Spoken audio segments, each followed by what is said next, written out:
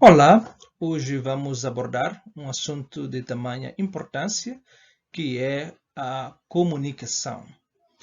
Se alguém me perguntasse por que falar de comunicação num curso sobre o negócio de aves, eu responderia o seguinte: porque a comunicação é tudo. A vida, seja ela na família, escola e negócio, não traz felicidade sem uma boa comunicação. Nesta aula, vamos oferecer breves dicas sobre algumas atitudes e técnicas de comunicação em parcerias dentro da vida. O título, como nós já anunciamos, é A Arte de Comunicação. Comunicar, como todos nós sabemos, é partilhar, tornar comum ou ainda participar algo. O provérbio Makua coloca essa ideia em termos de entendimento nos relacionamentos, ou seja, o ponto de encontro de duas pessoas quando partilham interesses, crenças, ideias, deve ser entendimento. O provérbio diz: viver em bom entendimento exige sacrifícios. É como a ferida na garganta que se cura com a própria saliva. Verdade ou não? O que se está a dizer, que a ferida se cura com a própria saliva.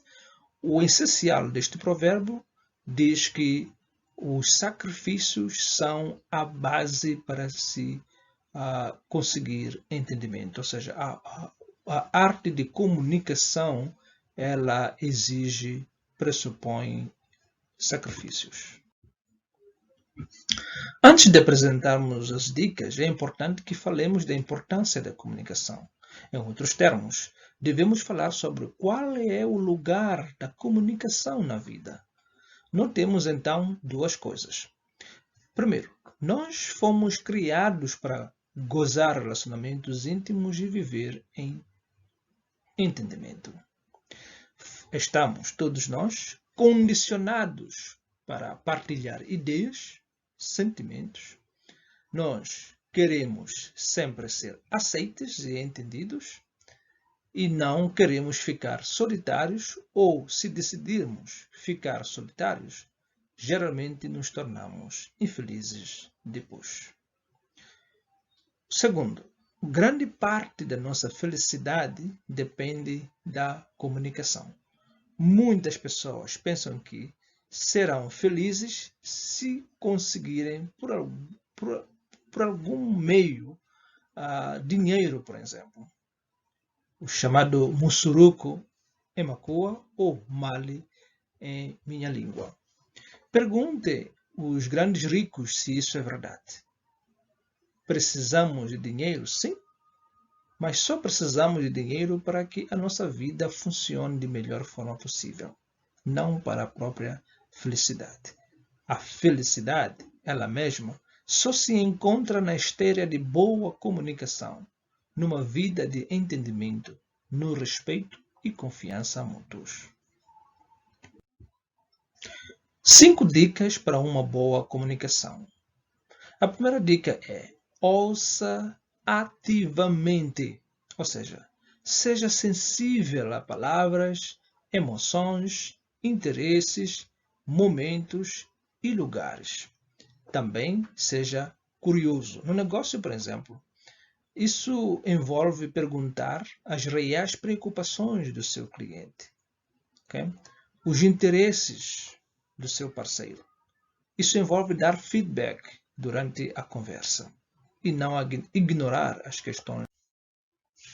Fale a verdade com docilidade. Esta é a segunda dica. Às vezes nós falamos o que o parceiro quer ouvir por medo de feri-lo ou mesmo atrair algum sentimento de rejeição sobre nós. Mas é a verdade que se constitui um fundamento indispensável na comunicação. Notemos também que a comunicação não é apenas verbal. Os gestos falam mais que as palavras.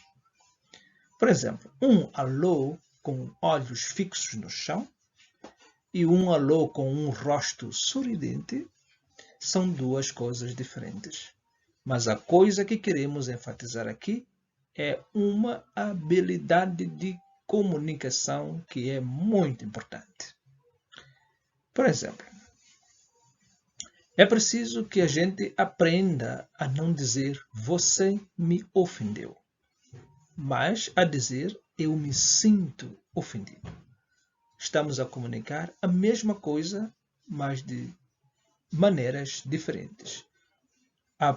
O primeiro modo é ofensivo e o segundo modo é menos ofensivo. Terceira dica: não decida nada quando está nervoso. As emoções negativas facilmente destroem relacionamentos. No negócio, isso é mais fatal ainda. Há duas coisas aqui a enfatizar. Quando se sente ofendido, tente aspirar calmamente 3 vezes. 3 vezes. Troque a pergunta por quê. Esta é uma outra dica. Troque a pergunta por quê pela pergunta o que aconteceu para quê.